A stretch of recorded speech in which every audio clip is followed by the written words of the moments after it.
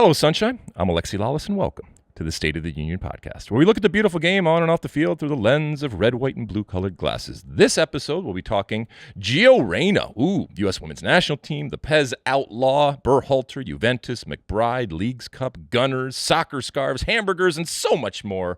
But first, joining me, as always, my friend, my colleague, my guiding light, David Mosse, a soccer savant and a Fox soccer researcher and writer extraordinaire. Mosse, how are you doing on this Monday, January 23rd of the year 2023?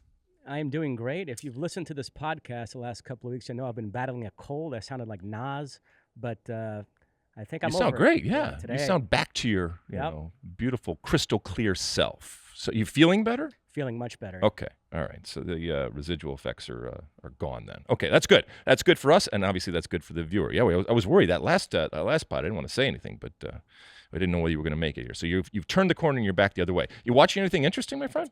I did. Season 4 of Fauda dropped on Netflix on Friday. I've already plowed through all 12 episodes. Wait, which one is that? I'm sure you brought this up before, but which one is that? Israeli show, Mossad. Mossad. Got it. Tremendous season, 12 episodes. Already watched it. Highly recommend it. Love that show. And then the other thing is I have started this Apple TV documentary about the Super League. Keith Costigan recommended it. He's been tweeting up a storm about it. Jason Wormser emailed me about it last night. Mm-hmm. I've watched 3 of the 4 episodes. One left I'm going to watch today. Very interesting stuff. It's good, though. Yeah. All right, I will check it out. I've heard a lot about it, too, and obviously that was a huge, huge story, and that somebody has documented it and give us the behind-the-scenes thing. Oh, by the way, speaking of, historical documentation, I watched that movie that you recommended, the one about Argentina. What's it called? Argentina 1985. Yeah. Oh, my God, Mosse.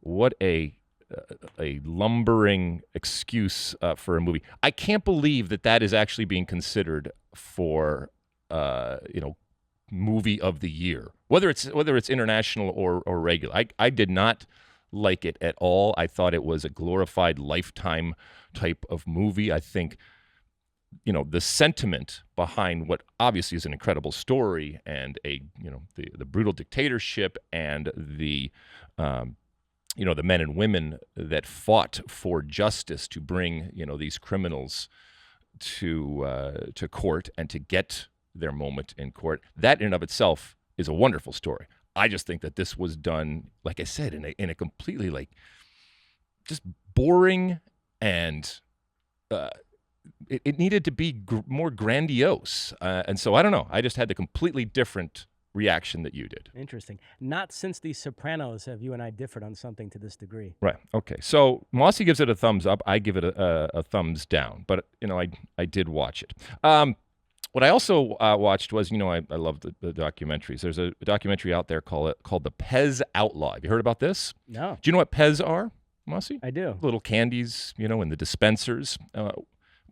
There is an all-time great Seinfeld episode centered around a Pez dispenser. Exactly. And so for those that don't know, it's a classic, it's been around basically the last century, candy that is dispensed in these plastic things that have heads on them, and they're almost toys in and of themselves that the candy comes out of.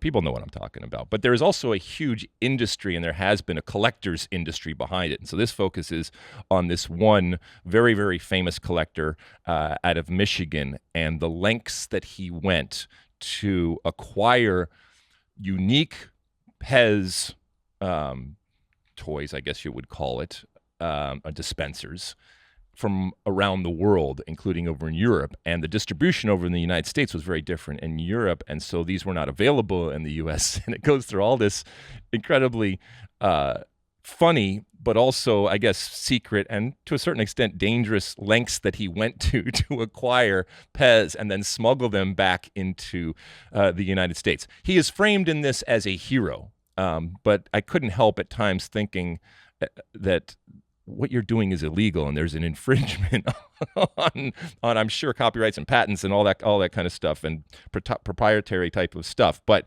in the traditional sense of a hero, sticking it to the man, if you will. That's what this is all about. But it was incredibly interesting and funny. If you're whether you care about Pez or not, it's still a fun documentary. It's called The Pez Outlaw, and I do recommend that.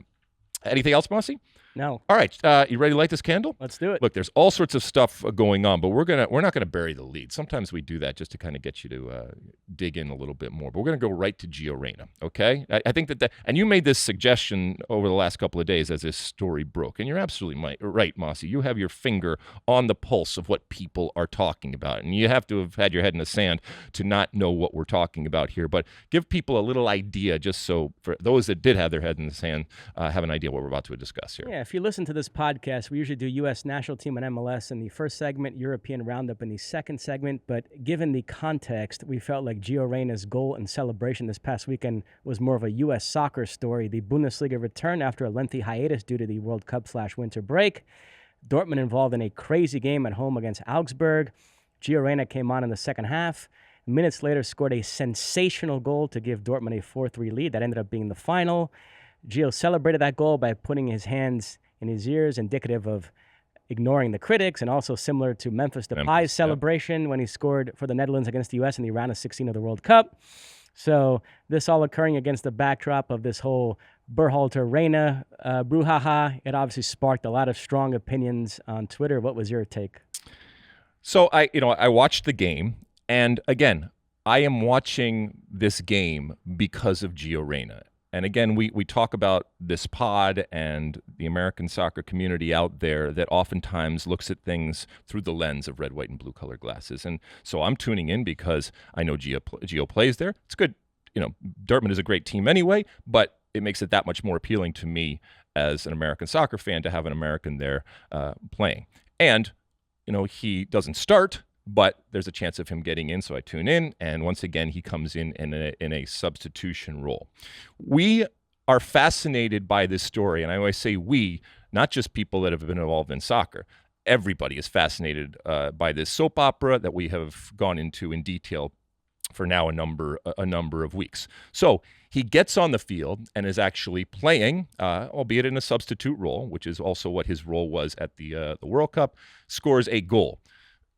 Nobody is debating the talent that Gio Reyna is or what he hopefully can be as he progresses. Not me, not you, not anybody out there, not Gregg Berhalter, certainly not Gio Reyna's parents. But everything that he does takes on added and more significant meaning, especially when you celebrate like this. And don't think for a second that players don't have not ulterior motives, just have motives by the way in which they celebrate. It is that moment where every camera and eyeball is going to be on you, and what you do is going to be interpreted and at times misinterpreted. So here is Gio Reyna putting his fingers in his ears. To Gio Reyna, I say this. Gio, I would love nothing more than to not have to hear another word about the crap that you and your parents pulled during the World Cup. Unfortunately, it is not going away and not going away anytime soon. And so we are going to have to continue to hear it. And obviously, by your reaction, you are hearing it. I actually am happy that you at least recognize that you need to be able to cut that out as to the extent that you can and go on. I'm happy that you are getting playing time. I'm happy that you're scoring a banger like this. That is wonderful. That was never, ever the question. And so those attaching meaning and significant and more meaning to this in order to validate their criticism and or hatred of Gregg Berhalter for not playing Gio Reyna, I don't see that connection. Just because Gio Reyna got in the game, by the way, again, in a substitute capacity, and performed when he got on the field, does not mean that Gregg Berhalter is a bad coach or that Gregg Berhalter's decision in how to react and handle Gio Reyna during the World Cup was wrong, or that Gio Reyna should have started for the U.S. in the 2022 World Cup. I know that's convenient, and I know it's right there in the palm of your hand, but that's not how soccer works. Nobody's going to change their opinion about Gregg Berhalter or Gio Reyna relative to anything that I say or relative to seeing something like this. But for a lot of people, this is the confirmation that they needed, that Gregg Berhalter needs to go and that he screwed up in the World Cup. But there are different elements to this Berhalter-Reyna story, and it's worth remembering the jumping off point for the whole thing was Berhalter telling Reyna before the World Cup that he was going to have a limited role. Gio was upset about that. He started loafing in practice, and all the ugliness ensued from there. And I still say the Reynas were way out of line. I feel sorry for Gregg Berhalter. But from a soccer coaching perspective, he does still have to answer for that initial decision because Gio Reyna, I know, has battled lots of injury problems, but he was healthy by the time the World Cup came around. He had been playing for Dortmund. He is clearly one of the U.S.'s most talented players. And so why decide beforehand that he's going to have a limited role? That I don't quite understand. Again, it doesn't justify anything the Reynas did afterwards, but if we're just talking strictly from a soccer perspective, evaluating the job Gregg Berhalter did as a coach at this World Cup, that is something that's questionable.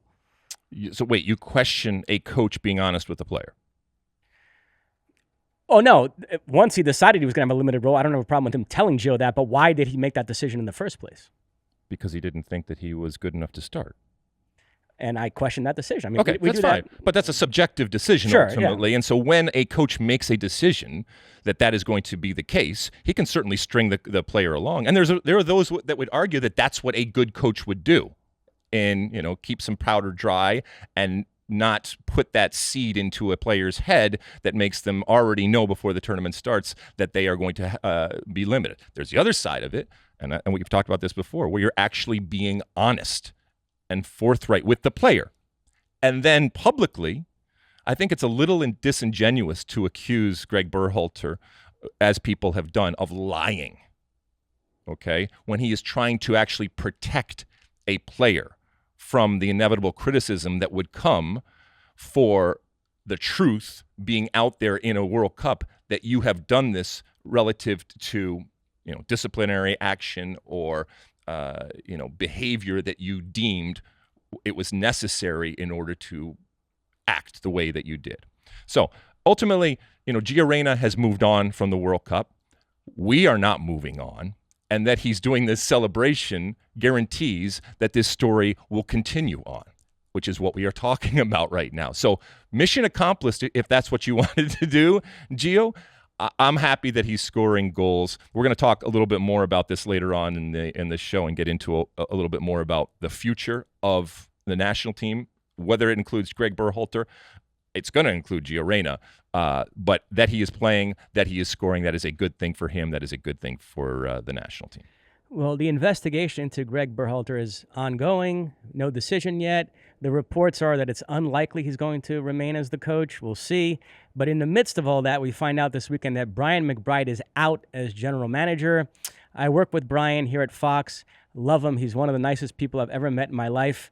But I must be honest, I never understood what this job entailed, so I have no idea what to make of this news. Do they have to replace him, or will the job just go away? I don't know what to make of this story. Well, so you hit it on the head in that what is this job? And what is a GM's job for a national team?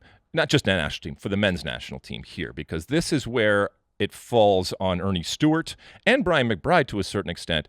They had plenty of opportunity to make it crystal clear as to what that job was, what the responsibility was. And this is either an effort by Ernie Stewart, who, the buck stops with him ultimately, and he's making these decisions, to say that Brian wasn't doing the job, and then it falls to him to explain, first off, what the job was and why he wasn't fulfilling that job, or that this job is redundant and unnecessary, in which case there's no need to fill it going forward. If you do actually believe that this is an important job for the men's national team, then the only way that you can read this is that Brian McBride didn't do his job. And, that's not a good look for Brian McBride. But now Ernie Stewart has to find someone to come in and do whatever it is. But again, we are dying for information. And look, I know that the press and media can cut both ways. But if you're smart and you have people that are smart and capable, you can use us. You can use the press. You can use the media, all right, to get messages out there that you want. And again, you, me, so many others had no idea ultimately what this job was all about. And so it's difficult to assess whether he did a good job or a bad job or why this decision was taken not to rehire him and to continue on with Brian McBride. But we'll see if this job gets filled. To your point, there's not a person that you will find out there that has a bad thing to say about Brian McBride. Who knows? Maybe that's part of the problem. Maybe he wasn't ruthless enough in his actions. But again, you're not trading players, all right? You're not dealing with the mechanisms that exist in a league, whether it's MLS or anything else out there. The players are the players. Over the course of the cycle, it has to be said, the amount of players that were that dual nationals in particular that were brought to the U.S. side, that's on his watch, and that I think he certainly had a part to play in that. Lots of news involving U.S. national team players in the transfer market. We're in the midst of a transfer window right now. Timothy Weah has had a frustrating season at Lille, not playing that much, and even when he gets on the field, it's usually not at his preferred position. So the story is that he wants out. Sevilla and Borussia Mönchengladbach mentioned as potential destinations. So wait, who wants out? Timothy Weah. All right. Well, just wanting out and being able to get out is two different things. But obviously it's not going well for him from a playing perspective. So again, we just go back to that. Yes, I would like to see him go someplace else where he is playing, but is this a problem going forward? I will say going to either Sevilla or Borussia Mönchengladbach would be decent landing spot. Sevilla are having a rough season in La Liga, but still, I consider them a bigger club than Lille in the so that's falling up, right? General pecking order. Yep. Weston McKennie, lots of rumors about him in recent weeks. The latest ones linking him to Arsenal. The McKennie rumors run the gamut from some, it's a step down. It's portrayed as Juve looking to unload him, and then others, it's a step up. He's raised his stock to a degree that clubs like Arsenal and Liverpool are interested in him. So I never know how to read what exactly his stock is right now in European football, but a move to Arsenal would be tremendous. Look, I think a move to Arsenal, a move to Spurs, both of them, I know they're different right now, but they are a move up, especially with what Juventus is going through right now. We'll talk about that a little later. But rumors about Weston McKennie moving are, like you said, nothing new. I think at this moment in particular, they are as real as any time, or they are more real and based in foundation than any time in the past. So I think that there's a real chance that they figure out a way for him to move. And to your point, I think it would be a move that he wants. I think that a move that would be beneficial to him. He's not going to. I mean, if he goes to Arsenal, look, they're flying right now, so he's going to have to fight for his spot. Nothing new that he hasn't done before. But by the way, if this is the way that Arsenal does business, again, we talked about having an American, and this is not just any American. This is an American that a lot of teams out there would like, not because necessarily he's American. That's just a cherry on top, but because he's such a good player. So I would love to see this actually happen for Weston to go to the EPL, to take that step up, whether it's to Arsenal. And as I said, even if it's a Spurs or something like that, I still think he needs a move at this point. I think it's run its course in Juventus, and if and when it happens, he has been wonderful over there in Italy. We talked about Sergiño Dest on the last pod, not playing all that much for AC Milan. They acquired him on loan from Barcelona with an option to buy, and the latest reports are they're not going to exercise that option.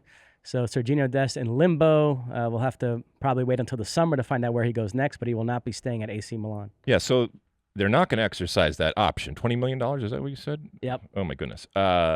Which is not necessarily a surprise, but they've also said that nothing's going to happen in this window, right? There's no rumors that he's going anywhere in this window. Right? No, I think he'll stay through the end of the season and then be on his way. All right. Well, hopefully in the summer he finds a better place. We've talked a lot about him. We talked about him last pod.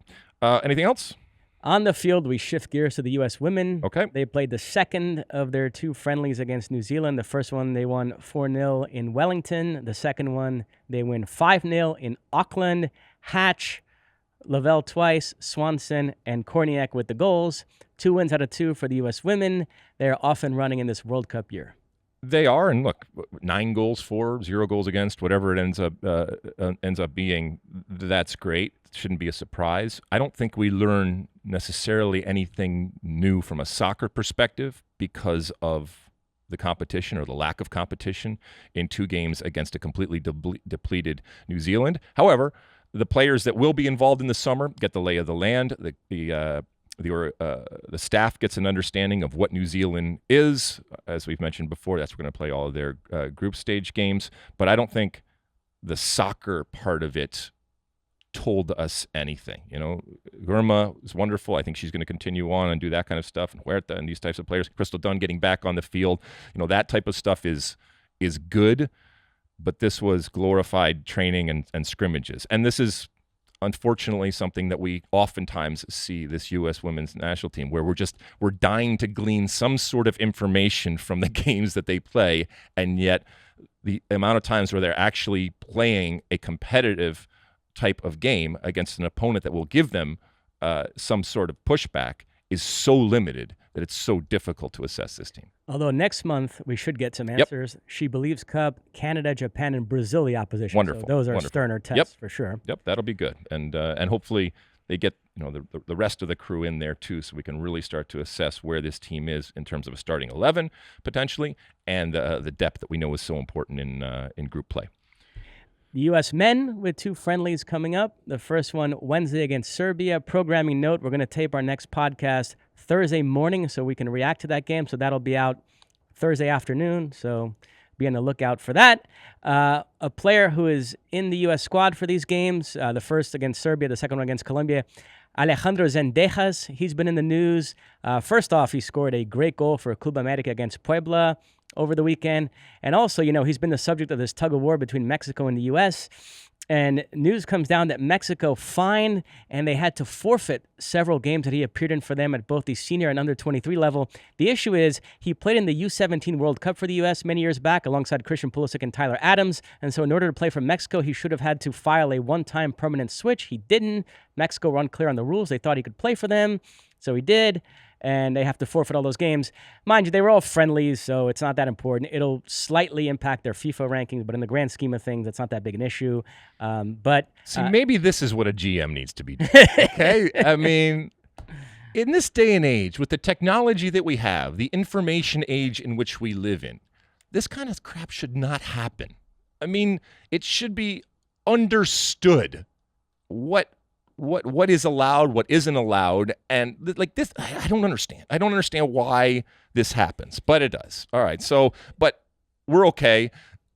Mexico's not going to care about paying $10,000 or whatever it ends up being, or losing those points, and ultimately we're the beneficiaries of the player, which is, at the end, what everybody was clamoring for anyway. Right, so he's in this squad to face Serbia and Colombia. I know you have the entire roster in front of you. Sean Sullivan, our producer, would like you to identify 5 players in this squad who you think have a chance to be on the 2026 World Cup roster, remembering that there were 5 players from the 2019 Camp Cupcake roster who ended up in the 2022 World Cup squad. Well, I've told you about my reaction and love for Eric Williamson, and he's gone through a couple bad years here with an injury, but not only is he back, but he's in the national team camp. Again, it's the closest that we have come to a Darlington Nagbe type of player that I have seen, and so I think that he has a potential to be kind of that Kellen Acosta type of player, pushing or being a really good attribute and sub behind that trio that we talk about in the midfield for the U.S. Let's see here. I'm interested to see Slonina and just what he is, and we know he's only 18, but with the national team, if he is ultimately the future, that would be interesting, and if he can, over the next few years, find a way to challenge Matt Turner. I think that's going to be hard. And then look, up top, you mentioned Zendejas, which is going to be interesting. In the midfield, Alan Sonora, who has by all accounts been a good player, gets his first opportunity with the national team. He's right now unattached here, but for Independiente, he seemed to be good, and I would like to see what he looks like. And then, look, it's got to be up top, right? So Brandon Vasquez, I am interested to see, and I know we just talked in a couple minutes ago about not attaching too much to a play or a player when it's a completely different circumstance or situation. And Brandon Vasquez, if he scores against Serbia or scores against Colombia, again, it doesn't necessarily mean that he should have been with the national team or that he would have done that had we had him on the field against the Netherlands. I know this is a game we play. I know this is something that we do. And I'm also not saying that it's not legitimate or fair to have that discussion, okay? I'm just saying it doesn't always work. It doesn't always work that way. Having said that, I want someone up top. I want a 9. Even before the World Cup, I said, look, we don't have anybody. This guy plays the position in a very, very different way than anybody that we have. Bring him in. And so I'm looking forward to him. So I think he's got a good chance in the other players that I mentioned. But we always have players that kind of use this as a stepping stone in normal times. Again, who knows how much of this staff is going to be around. So who are you really impressing? By the way, in talking about the Colombia roster in our last pod, I rattled off some of the MLS players. I forgot to mention Cucho Hernandez. Ooh. He's on there as well. So that game is actually going to be fun. Speaking of Alex Zendejas and Cucho Hernandez, they're in the same group in the Leagues Cup. How's that for a segue? The Leagues Cup groups were announced. Reminder, this competition taking place later this year. 47 clubs from MLS and Liga MX. LAFC and Pachuca get buys until the knockout stage. So the other 45 teams have been divided into 15 groups of 3. It's kind of a World Cup style deal. In fact, this format reminds me of the initial format they proposed for the 2026 World Cup, which would have been 16 groups of 3. Looking at the groups, we don't have to go through all of them, but just overall thoughts about this competition. This is something that we have never seen before. This is something completely unique, and I think that this is something that has the potential to be very successful. Again, like you mentioned, 47 teams between Liga MX and MLS. 77 games will be played in the U.S. and Canada, hosted at MLS stadiums. It goes between July 21st and August 19th. MLS will shut down that entire time to the extent that Liga MX would have been or are in season. They will also shut down. There are also 3 points for a win. Penalty kick shootout wins get you 2 points. They go right to shootout after 90 minutes. And a penalty kick shootout loss gets you a 1 point. I think that's really going to be interesting. The other part is, with this amount of time off, there's almost a part of me or coaching staffs that probably say, well, is it better to have that bye? Don't we kind of want to be playing and doing that things? Or if you get knocked out of the group stage early, you got a whole nother period there where you're going to do basically nothing. But this is in line with what we've talked about in terms of that partnership and that crucial partnership from both sides benefiting between Liga MX and MLS. So I'm looking forward to it. Yeah, the best Mexican clubs I would say right now are Pachuca, Tigres, Monterrey, and Club America. Pachuca, as I mentioned, have a bye. The others, Tigres in the same group as Portland and San Jose, so that's kind of interesting. Monterrey in the same group as Real Salt Lake and the Seattle Sounders. Club America in the same group as Columbus and St. Louis City SC. And don't get too hung up on the central or south or east or all that kind of stuff. But there is going to be travel, and there is going to be wear and tear, if you will. But there's also a trophy out there, and there's there is that incentive. And who knows what this is going to look like? This is a brave new world for MLS and for Liga MS. But I'm excited. That is it. All right, let's take a quick break, and when we come back, as Mosse mentioned, we will take a trip around Europe and all the different games that happen. Don't go anywhere. Okay, welcome back, and it's time we look into all the different scores and games and moments from around Europe. Where do you want to start, Mosse? EPL? Let's start with the EPL. Okay. Since we taped our last pod on Wednesday, Manchester City played twice. On Thursday, they had a rousing comeback win over Tottenham, down 2-0 at the break. They scored 4 unanswered. Riyad Mahrez, sensational. Pep afterwards ripped into his team. He said they've gotten too complacent, winning 4 Premier League titles in the last 5 years. They need to match the hunger of teams like Arsenal and Manchester United. City then turn around and play again early on Sunday against Wolves. 3-0 win. Erling Haaland with a hat-trick, his 4th of the season. He's up to 25 goals in the Premier League. We're in January. It's amazing. And that meant that by the time Arsenal took the field against Manchester United at the Emirates, the gap was down to 2, although City had played more games. So they did have some pressure on them, the Gunners. They go down 1-0 to a great Marcus Rashford goal. He continues his scintillating form. There were some nervy moments at the Emirates there, but then Nketiah equalizes with a header, 1-1 at the break. Saka with a great strike, 2-1. Ramsdale then gifts United an equalizer, Lisandro Martinez. But Nketiah scores at the end, 90th minute winner. There were 2 different shouts for offsides on the play when Trossard played it out to Zinchenko, and then when the ball squirted back to Nketiah, they checked both, said both were okay. Yeah.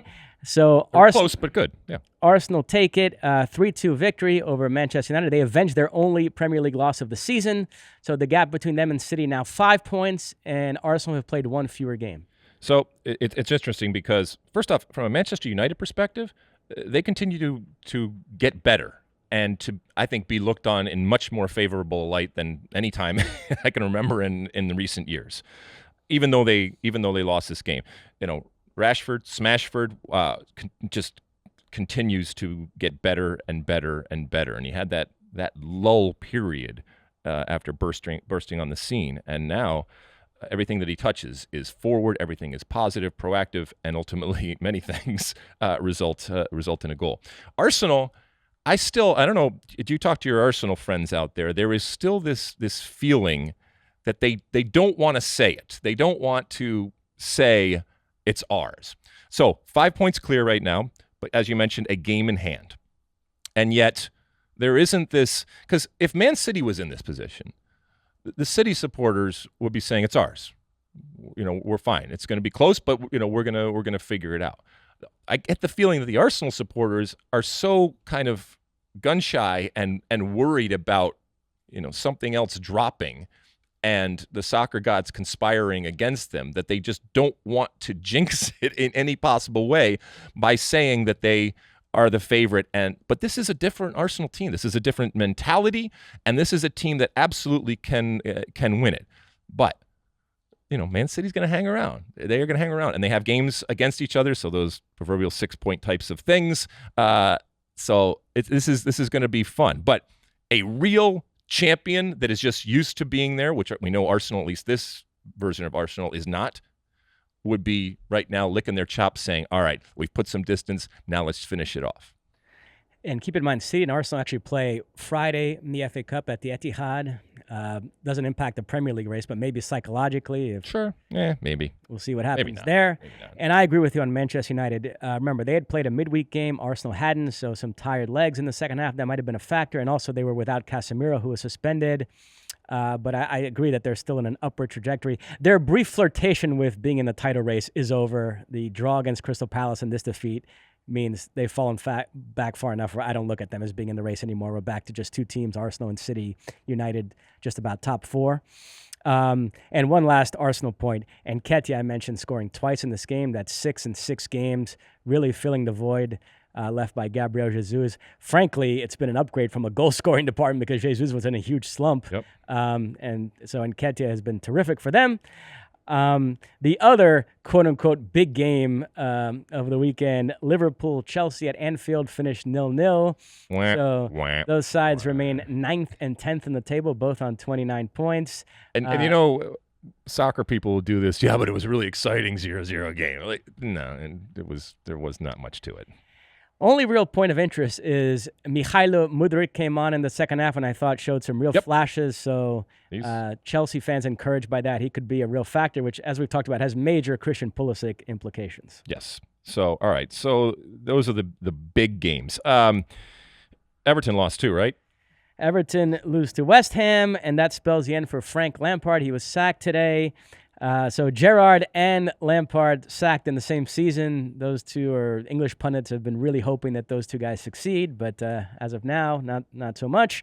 And Marcelo Bielsa who we talked about has been linked to Mexico and now being linked to Everton as well. Well, a couple of things. Obviously, Everton need more Americans, both on and off the field, for that organization. And by the way, the betting odds I just saw came out. Did you know that DC United head coach Wayne Rooney is up there at the top of the list? Wouldn't that be a smack in the face? But not the most surprising thing that you've ever seen.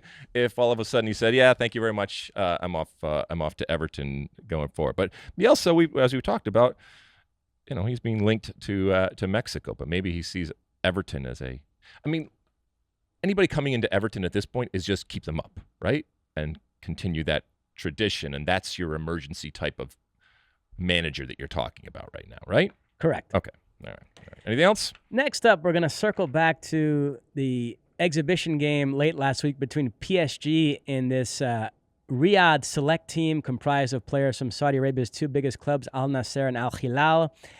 PSG ended up taking it 5-4. This game was way more entertaining than it had any business being. I was engrossed for the first 60 minutes or so before there was a slew of substitutions and all the stars came out.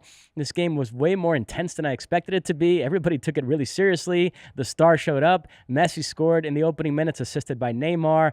Ronaldo found the back of the net twice. Mbappe doing Mbappe things.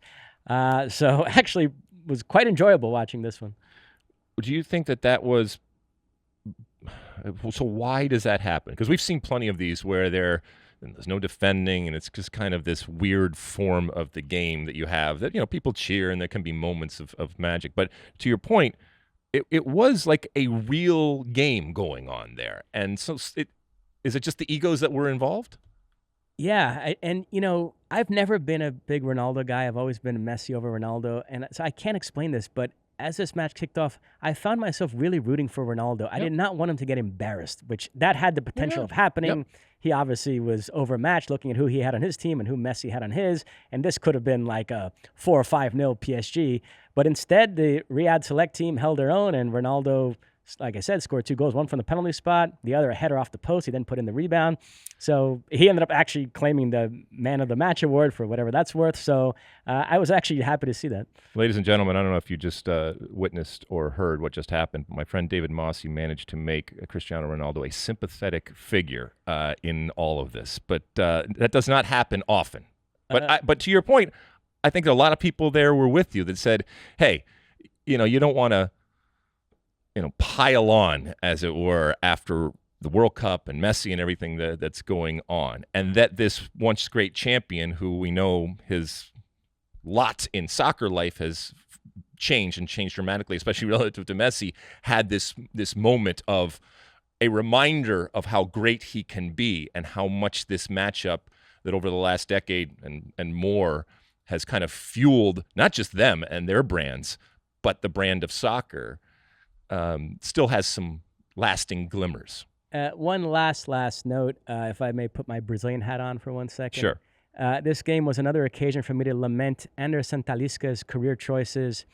He is a very talented Brazilian who a few years ago was getting linked to the likes of Liverpool and Manchester United, but instead went for the cash grab, moved to China, and then moved to Saudi Arabia from there. I'm sure has earned loads of money the last few years, but it always disappoints me when a player makes that decision in his 20s to go play in China and Saudi Arabia rather than clubs like Liverpool or Manchester United. And he scored a great goal in this game, showed how talented he is. But not to be stereotypical, but he's not the first nor the last Brazilian player to make some questionable decisions relative to their career. Believe me, this Riyadh select team was loaded with Brazilians. Luis Gustavo, Mateus Pereira. So, yeah, no, I'm with you. It's absolutely.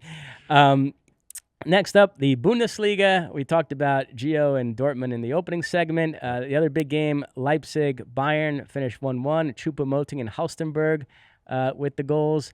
Bayern actually increased their lead at the top of the table because second place Freiburg lost 6-0 to Wolfsburg. So Bayern now 5 points clear at the top. Eintracht Frankfurt in second place. I don't understand Choupo-Moting. I don't understand how he is so... Not theoretically. He is so good. He shouldn't be this good. Very strange. I agree. His career trajectory from bombing out at Stoke to being a very useful player at PSG and then really good at Bayern. And even when you watch him, it's almost awkward in the way that he moves, and there's nothing really not necessarily graceful, but he's productive, and more power to him. He's figuring out a way, and he's becoming a huge focal point for this team. So good for him. In Spain, I mentioned on our last pod that Real Madrid had been struggling, and they had 2 tough away games coming up against Villarreal in the Copa del Rey and Athletic Bilbao in La Liga. So depending on what happened in those 2 games, they could be in the midst of a crisis. Against Villarreal, they were down 2-0, 60-something minute, getting played off the field. The scoreline should have been worse if not for Courtois. So you're thinking, oh my God, Real Madrid are in some trouble here. But Real Madrid being Real Madrid, they come storming back, scored 3 unanswered, Vinicius, Militão, and Ceballos. So they won that game 3-2, and then a nice and tidy 2-0 win at the weekend away to Athletic Bilbao. Benzema and Toni Kroos with the goal. So just like that, their season is back on track. Barcelona also victorious twice in these few days. They took care of third-tier Ceuta in the Copa del Rey, and then 1-0 winners over Getafe at the weekend. Pedri with the only goal. So La Liga right now, Barcelona still 3 points clear at the top of Real Madrid. Both teams moved on to the quarterfinals of the Copa del Rey. The draw already occurred, so we know that coming up this week, Barcelona will host Real Sociedad. Real Madrid will host Atletico Madrid. And both Barcelona and Real Madrid with a game in hand relative to Sociedad and Madrid or Atletico Madrid in that race. But I think it's going to come down to the classic. Do they play each other again? In La Liga, Barcelona and Real Madrid? Correct. When is that?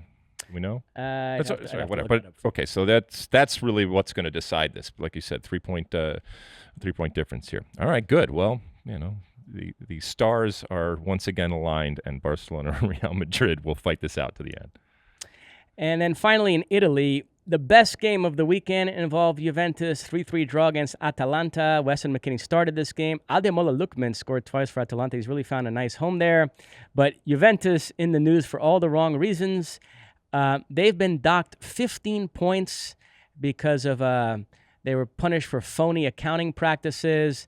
They lied about the pay cuts that players took during the COVID pandemic. Also, they've done this thing where they're involved in these swap deals where no money actually changes hands, but they report it as 2 separate transfers. And the reason you do that is that money you receive from a transfer, you can report in one lump sum right away, while money you spend to acquire a player, you can spread that out over the duration of the player's contract. So at least in the short term, you can report a huge profit on those deals. Yeah. And the issue is Juve are in the Italian stock exchange, so they have to report their financial dealings properly. They didn't. And so it ends up being a 15-point penalty. I hope I explained that correctly, which knocks them all the way down to 9th place in Serie A. They're appealing to the Italian courts, and if that fails, they'll take it to our good friends, the Court of Arbitration for Sport. I have no idea who's on there, but somehow they are the final word on everything really in the sports world. Nobody can argue with them. Whatever they decide, that's what goes. I mean, what it comes down to is they cheated. Okay, you don't have to. After all the explanation, they cheated, and now they're going to pay the price. Maybe they need a GM. Maybe they need a better GM. To figure all that going forward. Yeah, Brian McBride. Who knows? Okay, but all right. So 15 points assessed now, right, as opposed to assessed at the beginning of next year. So right now, the goal for Juventus has to be to make obviously as many points in order to get into Champions League play. The part of the story that is a little bit weird is the prosecutor looked at the standings and he really wanted to damage Juve's hopes of qualifying for the Champions League. And he asked for a 9-point penalty, which at the time he thought would do that. And then Juve went on a good run and improved their standing. And so the judge ultimately ruled it a 15-point penalty because 9 points he felt like wouldn't be damaging enough. That feels like a weird way to determine how much the points penalty is. Well, if it's an arbitrary determination, I mean, for example, if somebody murdered somebody, right, and then the next day we found a pill that makes people live to 200 years old, okay, your sentence for that person might dramatically change. So I guess that's what was ultimately going on, because there has to be something punitive that is really felt in order to change behavior. And so the 15 points, I think, was relative, like you said, to putting them in a position where it's not completely out of the realm of possibility. 14 points they have to make up. And, this is Juventus, but we've already talked about potential outgoing types of situations. So maybe they're planning for a future where they're not in Champions League.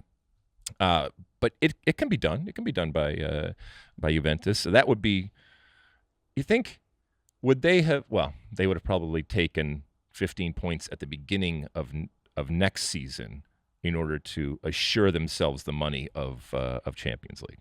Incidentally, Andrea Agnelli, who's prominently featured in that Super League doc because he was one of the architects of that, he's been banned for 2 years because of this. And Fabio Paratici, who was the sporting director at Juventus when a lot of this went on, he's been banned too, although he's now at Tottenham. It's unclear if the ban applies to his current job as well, so we'll have to wait and see on that. Yeah, you're nobody in Italian soccer if you haven't been banned or punished or fined or, spoken to in a harsh way. So, by the way, I forgot to mention this at the very top, but you know who else is featured on that Super League documentary? Who's that? You. Me? They took a clip What did I do? from our podcast, you talking about the Super League. Oh, really? Yeah. Oh, I can guarantee which clip they took. Bring it on. Wonderful. Well, we're here to provide content. And Kate Abdo, also terrific on that. Oh, she's in it too. She's in it as well. Yes. Got it. Wonderful. Okay. Well, who knows? When all is said and done, there still might be a Super League, and we might get a great league and great soccer going forward. That Keith Costigan Twitter thread is extraordinary. I mean, how much time does Keith have on his head? It was like 15. I couldn't keep up with it. Yeah, I couldn't keep up with it. Too much, Keith. Too much. I love Keith, but there's too much Keith, yes. right? Is that what it is? Yes. Okay. We love you, Keith. All right, that is it. That's it. Okay, let's take a quick break, and when we come back, it's time for Ask Alexi. Okay, welcome back, and it's that time of the show when we do Ask Alexi. You ask some questions out there on all the different media platforms, and you can use that hashtag Ask Alexi if you want. Keep in mind that our handles out there on social media are SOTU with Alexi, so at SOTU with Alexi, or you can send in a question on our State of the Union podcast hotline, which is 657-549-2297, 657-549-2297. What are we starting with this, this segment, or what are we starting with first, Mosse? We have a voicemail. Let's take a listen. Hey, it's David Cope from up in Vail, Colorado. Appreciate you taking a picture with some of my former players of me at the convention, Lex. That was gracious of you, and they loved it. I got a format for the 2026 World Cup that I think works for everybody and makes tons of money and showcases the game. Knockout games right from the beginning. Now, hear me out. 16 teams get in as the seeded teams in their groups. So you got the top two in each group seeded. Boom. That puts a little bit more weight on qualifying, right? You want to finish top of your group in Europe or South America. So you get right into one of those 16 spots. So those guys are seeded and they're in. Then you take the next 32 teams. They play a single elimination game to get into the group phase. And we could use those games to showcase some of our fantastic venues in the United States, Canada, Mexico that were not chosen to host World Cup games. So you could throw games in these new stadiums in Austin and, Cincinnati and Nashville and places like that. Spread the love of the World Cup, spread the game, as FIFA always likes to say. So the 16 winners from those games, they get put into the group phase. And now you're back into the traditional 32-team format, or at least traditional in the last couple of World Cups. I think it would be exciting. It would be awesome to spread it more around the country. And imagine the audience for those teams. You got to win to get into the group phase.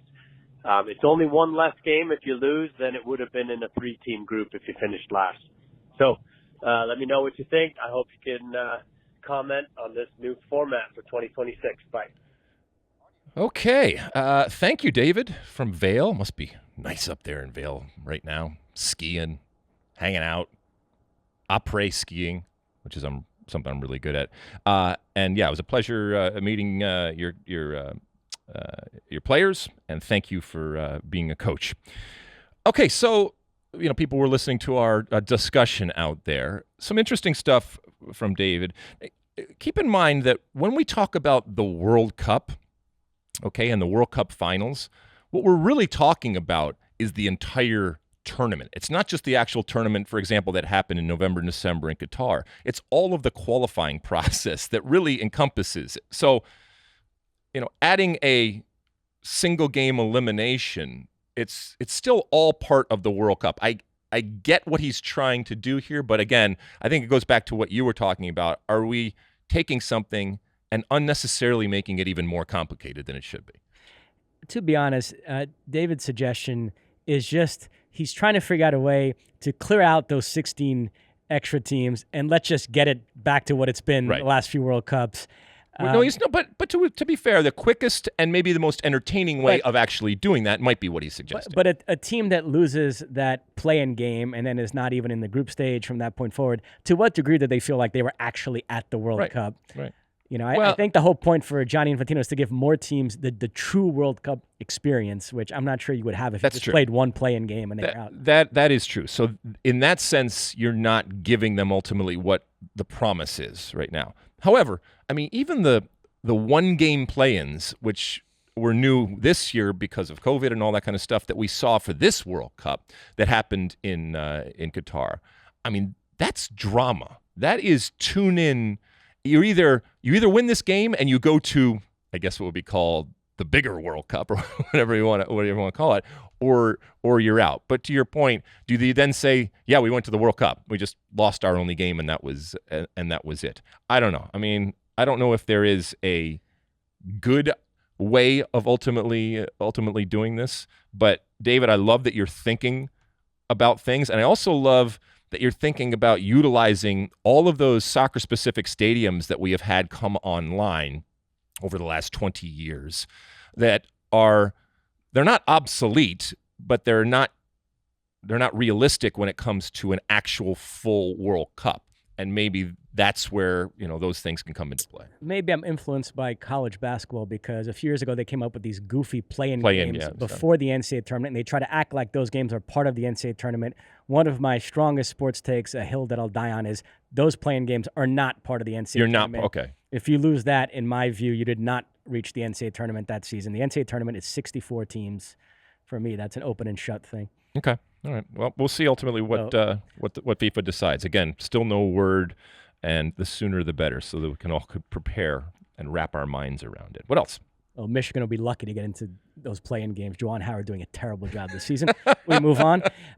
Twitter, a couple of Twitter questions. The first one, Philip asks, what mainstay of American soccer is on your agenda to ruin this week, since you seem to have that sort of power?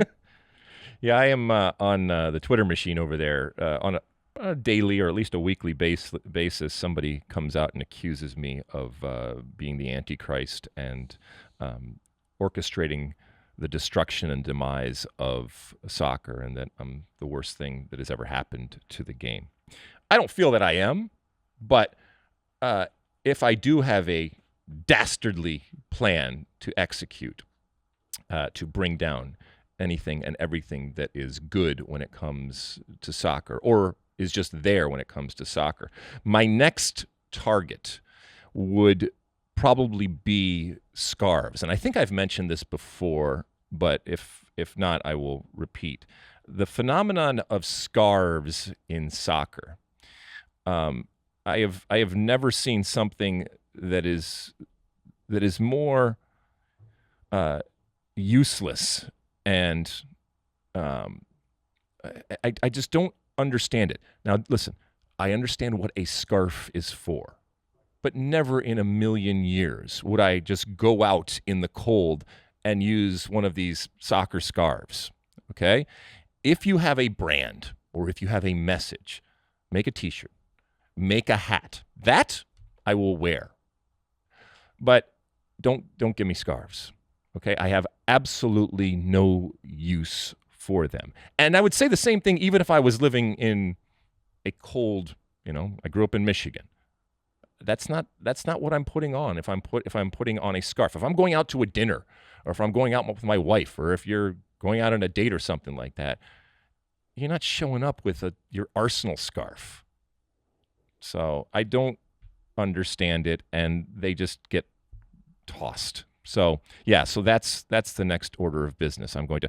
And within the scarf world, there's the whole thing with the double teams that they have, and I know a lot of people have a real problem with that. I just have a problem with the scarf in general. And when it is 100 degrees outside, they are even more useless than in normal times. So yeah, that's, Philip, what I am going to set my sights on next.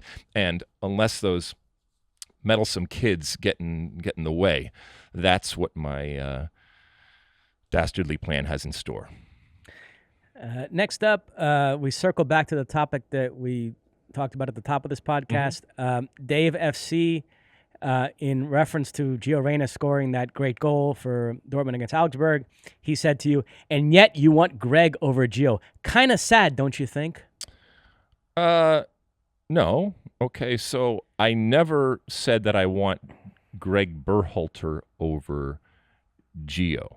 I think that if the United States Soccer Federation decides to continue on with Gregg Berhalter, and we know they are in the midst of that decision, and the investigation continues on, I actually believe that they can coexist, and I'm talking about Gregg Berhalter and Gio Reyna.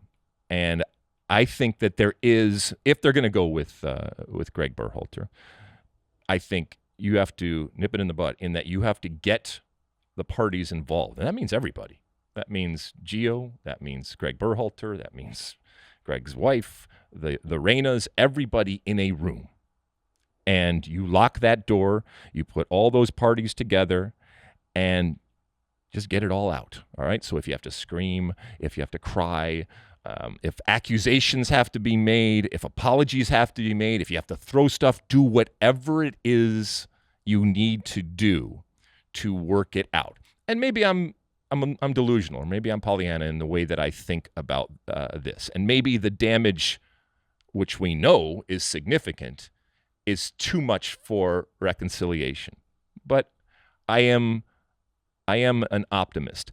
The relationship is never going to be the same, but I do believe, because as I said before earlier in the pod, Gio Reyna is not going anywhere. This is an incredible young talent that has already been a part of a World Cup team for the United States. So he is going to continue on.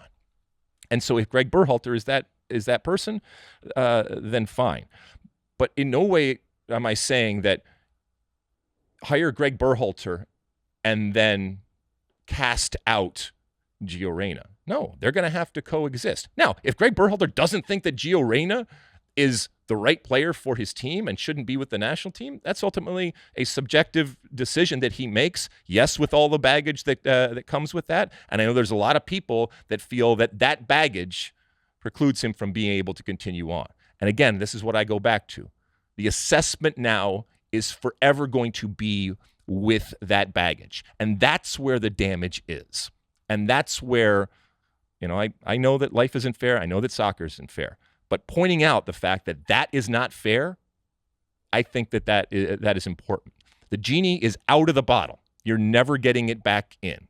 And Gregg Berhalter right now is being assessed relative to something that never, ever should have been part of the assessment here. But if they do come to the conclusion, I think that they can coexist, and I think they can continue on. So it's not one or the other. And we all know I'm not making the decision anyway. Mosse? I disagree with you on the coexisting part. You don't think that they can? No. Why? Just think it'd be too awkward at this point. So you'd make a choice, one or the other. Yeah, I think you have to at this point. So if you're if you're the head of the federation and you hire Gregg Berhalter, you say, look, I know this stuff has happened and we're not happy about this and this and this, but we think you're the best person for the job going forward. You don't think that he brings in Gio Reyna? I mean, you would know better than me locker room dynamics. Don't you think with all this having happened, it's be incredibly difficult for them to have a good... I'm not saying it's going to be easy, but as I've told you before, you would be surprised maybe you wouldn't, but what players are able to compartmentalize, what coaches are able to compartmentalize. And it's not that you're not human. It's just, I think this has gotten so out of hand right now that if some people were able to sit down and actually get it all out, I do think that they could come to some sort of understanding going forward. And I don't think that necessarily is going to happen. And to your point, I think ultimately what is going to happen is Gregg Berhalter is not going to get the job. Gio Reyna is going to continue to be part of the national team. And ultimately, even though it's not necessarily the way that they wanted it to happen, the Reynas are going to be rewarded, and they are going to get what they've wanted all along, which is a national team that is not coached by Gregg Berhalter. And that is where the sadness is, and that is where the unfair nature is when I look at it. But whoever if they decide on somebody new, I will support that person. I'll continue to support Gregg Berhalter and whatever he ends up doing. By the way, that baggage is going to follow him to wherever he goes now through no fault of his own relative to that information coming out and now being part of anything and everything that he does. So, all right, Mosse, anything else? That is it. All right, let's take another quick break. And when I come back, we got one for the road. I'm smacking my lips because this one is a tasty one for the road. Don't go anywhere. All right, welcome back. It's the end of our show, and at the end of each and every show, I give you my one for the road. Someone was asking me the other day on Twitter about my favorite burger, and I have traveled the world, Mosse. I have had hamburgers in all sorts of locales around the world. Good burgers, bad burgers, big burgers, small burgers, messy burgers, burgers that don't even have meat, if those can even be called burgers. I still come back to a classic. My favorite burger has been, continues to be, and for the foreseeable future, will continue to be the McDonald's Quarter Pounder with cheese. It is a classic. Okay, for those that watch movies, the Royale with cheese. And it is, I think, the perfect size, the perfect consistency, and yes, the way that you get exactly what you want. I think that plays into it. Now, I am not a burger snob. As I said, I've had some incredible burgers and high-end types of situations, and people have said, this will be the best burger you ever taste, and Kobe beef, and all that kind of stuff. Nah, I mean, a burger, you got to work to screw up a burger. And don't get me wrong, this isn't a challenge. There are people out there that have screwed up burgers, okay? But it's a pretty simple type of food, and it's a classic for a reason. Mosse, I would like to know how you feel about the Quarter Pounder with cheese, but more importantly, do you have something that comes to mind when it comes to your favorite burger? Well, I think you have to separate between fast food, how dare you? McDonald's, How Burger King, dare you, you In-N-Out. elitist snob? Why do you have to separate it out? Well, there are places here in LA that fancy themselves more upscale burger joints to the degree that a burger could ever be upscale. Your Plant Checks, your Apple Pans, your Father's Office. Look at you just rattling them off. No, but I'm with you. I'd love that Quarter Pounder. Right? Cheese. Yeah, I'm trying to cut down on that type of food to lose weight, but every now and then I still. But as far as just the taste and the experience of it, it's incredible. Yeah. Do you know what my first ever In-N-Out experience was? What was that? This was before I was living in LA. I came to visit a friend who lived in LA, and I had it in my head that I wanted to try In-N-Out, see what all the fuss was about. Everybody does, yep. And I didn't get a chance to throughout the whole trip. So on the cab, on my way to LAX, you went to to get on that a plane one? to fly back to New York, I spotted it In-N-Out, and I told the cab driver, hey, if you pull over here and do drive-through, I'll buy you lunch as well. He said, sure. So we picked up drive-through, and me and the cab driver ate it in the parking lot of that In-N-Out before going to LAX. Oh, that's awesome. That's a great story. I love that. That is awesome. All right, listen, tell us your favorite burger out there. And look, if you want to be snobby about it, go ahead and be snobby about it. I have one of my brother-in-laws for years did a site dedicated to burgers and finding the best burgers out there, and people would send in, and everybody thinks that they have the best burger. Everybody thinks that they have the secret and the magic touch to give you that most incredible burger. And every city has some place they say, oh, this is where you ultimately go. But again, I think there's a lot of snobbery and elitism when it comes down to the burgers. All right. Anything else, Mosse? That's it. All right. Remember, again, send us your questions. Use that hashtag AskAlexi, or call us on the hotline, 657-549-2297, 657-549-2297. Keep subscribing. Keep rating, keep reviewing, keep downloading, keep doing all the wonderful things that you are doing. We appreciate it. It warms the cockles of our heart that so many people are tuning into the State of the Union podcast. We will be back again later on this week. As we mentioned, with the U.S. playing this week, we are going to do our show Thursday morning. It'll be out later Thursday, but a little bit later in your feed because we want to make sure we have a reaction to the U.S.-Serbia game, right? They're playing Serbia, and then they are going to play Colombia. The U.S. men's national team will play Serbia at, it's no longer the Bank, evidently. It changed now, right? BMO, right? BMO, BMI, BMO? I think it's BMO. Anyway, it's been rebranded over there, and then Dignity Health will be the second game against Colombia. But we will come to you after the first game against Serbia. We will see you. We will hear you. Well, you'll hear us, and we'll hear you to a certain extent if you're sending in questions. And until then, and as always, my friends, size the day.